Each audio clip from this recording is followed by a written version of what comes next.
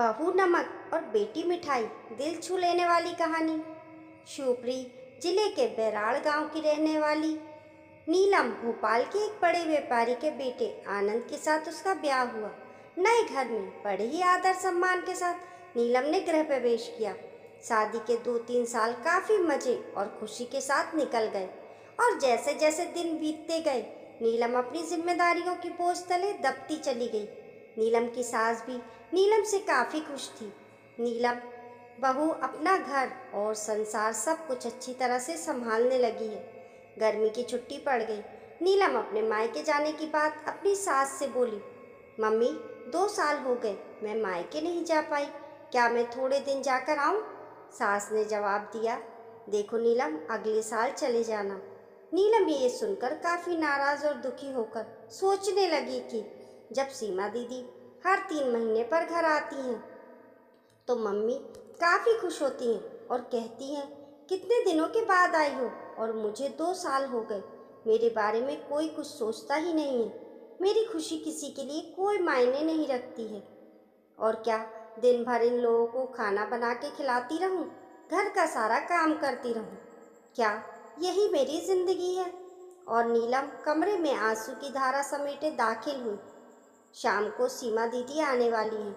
देखना मम्मी कितना खुश होती हैं। खाने के अलग अलग फरमाइशों की लड़ी लगेगी कि कभी सीमा दीदी के लिए समोसे बना दो, कभी पालक पनीर तो कभी बिरयानी। मैं इतना क्यों सोच रही हूँ? करना तो मुझे ही है, बनाना है तो चलूँ किचन में अभी से तैयारी में लग जाऊँ। ये सोच ही रही थी कि तभी सास ने आवाज़ दी, नीलम जल्दी नीचे आओ, देखो सीमा आई है। नीलम अपने चेहरे पर मुस्कान लिए अपने दुख को अंदर एक कोने में दबाए अपनी ननंद का स्वागत करती है। कैसी हो भाभी? सीमा नीलम से बोली। अच्छी हूँ दीदी, और घर में सब कैसे हैं? अच्छे हैं।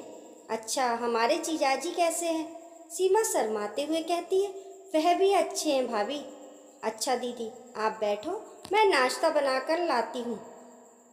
नहीं नहीं भाभी, कुछ मत बनाओ, मैं अभी घर से नाश्ता करके आई हूँ। और भाभी केवल 2-3 घंटे ही रहूँगी, क्योंकि सास की तबीयत ठीक नहीं है। आपके जीजाजी उन्हें दिल्ली दिखाने गए हैं। तो वो बोले तुम अकेली यहाँ क्या करोगी? एक काम करो, तुम अपने मायके जाकर सबसे मिलकर चली आओ।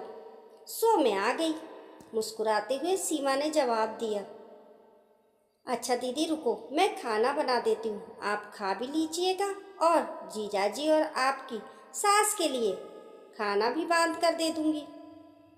अरे भाभी, मेरे साथ बैठो, बातें करो, शाम तक मैं चली जाऊँगी, खाना तो बनता ही रहेगा। तभी नीलम की सास ने नीलम से कहा, तुम एक काम करो, सीमा के साथ बैठो, बातें करो, मैं कुछ बनाती हूँ। जी नहीं मम्मी जी, मैं बनाती हूँ, आप दीदी से बात कीजिए। तभी सीमा ने कहा, कोई बात नहीं, आप खाना बनाओ और मैं आपसे बातें करूँगी, थोड़ी मदद हो जाएगी। ये ठीक रहेगा ना, क्यों माँ? नीलम की सास बोली, ये भी सही है। नीलम और सीमा किचन में प्रवेश करती हैं और काफ़ी देर तक हंसी मजाक करते करते खाना भी तैयार हो जाता है। सीमा खाना खाने के बाद शाम को अपने घर चली जाती है। रसोई को समेटकर रात को नीलम अपने कमरे में गई तो आनंद ने कहा कि नीलम तुम काफ़ी थक गई हो, आराम कर लो। हाँ, मुझे आराम कहाँ है, तुम्हारी माँ तो बस यही चाहती हैं कि मैं अपने मायके ना जाऊँ। सीमा दीदी 1-2 घंटे के लिए आती हैं, लेकिन मिलकर तो जाती हैं। उसमें क्या, तुम भी चली जाओ नीलम, आनंद ने कहा।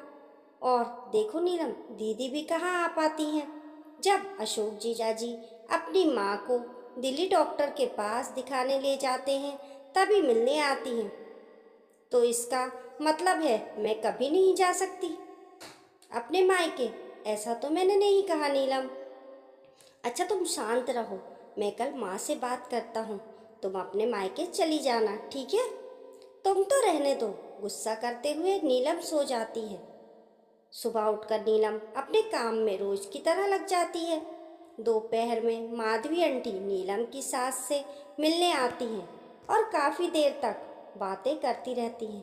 तभी माधवी आंटी नीलम की सास से पूछती हैं कि सीमा की माँ, ये बताओ कि बहू और बेटी में क्या फर्क समझती हो।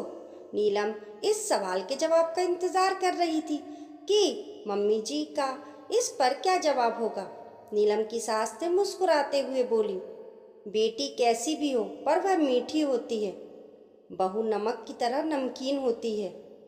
ये सुनते ही नीलम निराश होती है और दिल भी काफ़ी दुखी हो जाता है। माधवी आंटी चली जाती हैं। काफ़ी देर तक नीलम ये सोचती है कि मैंने मम्मी के साथ क्या बुरा किया है, मम्मी मेरे बारे में ऐसा क्यों सोचती हैं। और वह अब घर में निराश रहने लगी। निराश नीलम को देखकर एक दिन नीलम की सास ने पूछा, नीलम यहाँ आओ, तुमसे कुछ किसी ने कहा है क्या, या आनंद ने कुछ बोला क्या। कुछ नहीं मम्मी जी, नीलम की आवाज़ में दर्द था। नीलम की सास ने अपने पास बिठाकर पूछा, नहीं तुम बताओ नीलम क्या हुआ है। नीलम की आंखों में आंसू भर आए और नीलम ने सास को सारी बात बता दी कि कैसे माधवी आंटी से आप बेटी और बहू में फ़र्क बता रही थी। ओह, तो ये सुनकर तुम नाराज हो गई, बस इतनी सी बात। अरे नीलम, मैंने कहा बेटी मीठी होती है, वह चाहे कितनी भी गलती करे उसकी गलती नज़र ही नहीं आती है, वह गुड़ की तरह मुंह में घुल जाती है। और खाने में अगर मीठा ना हो तो कोई फर्क नहीं पड़ता है। और बहू नमक के समान इसलिए है क्योंकि खाने में अगर नमक ना हो तो खाना बेस्वाद होता है।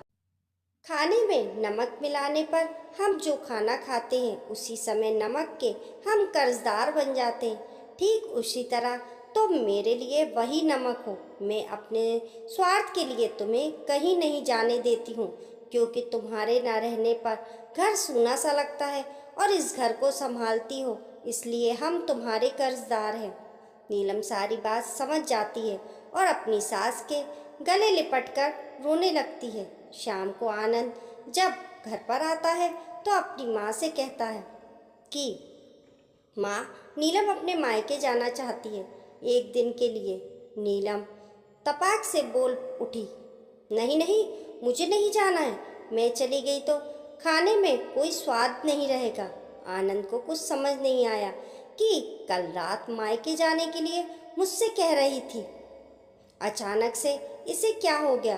आनंद सोचने लगा कि इन औरतों को समझना मर्दों के बस के परे है।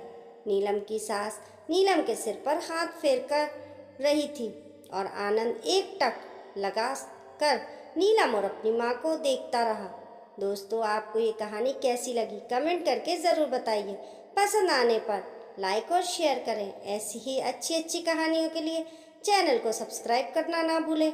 मिलते हैं फिर एक नई कहानी के साथ, तब तक के लिए नमस्कार।